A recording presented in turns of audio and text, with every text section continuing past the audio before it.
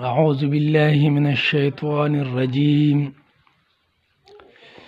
بسم الله الرحمن الرحيم. الحمد لله رب العالمين الرحمن الرحيم. صدق الله العظيم.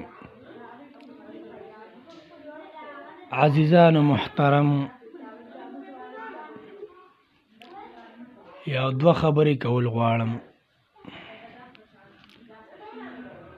اولنۍ خبره دا ده چې ډیره د خوشحالۍ خبره ده، ډیره د عزت خبره ده او ډیره د فخر خبره ده. زمون په مدرسه قاسم العلوم کوګا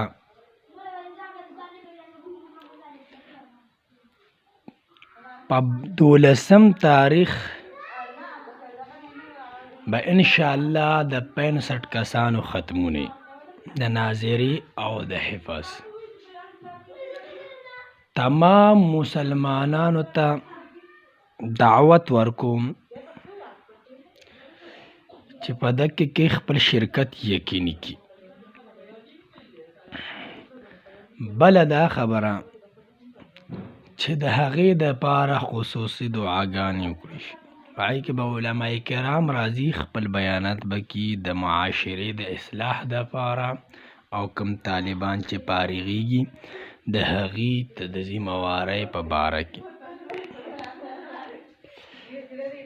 هغې ته به یو خبره دا کړي چې کوم حفظ پوره کړو هغې ته به د دور او د ناظري والا ته به د حفظ ترغیب ورکولی کېږي.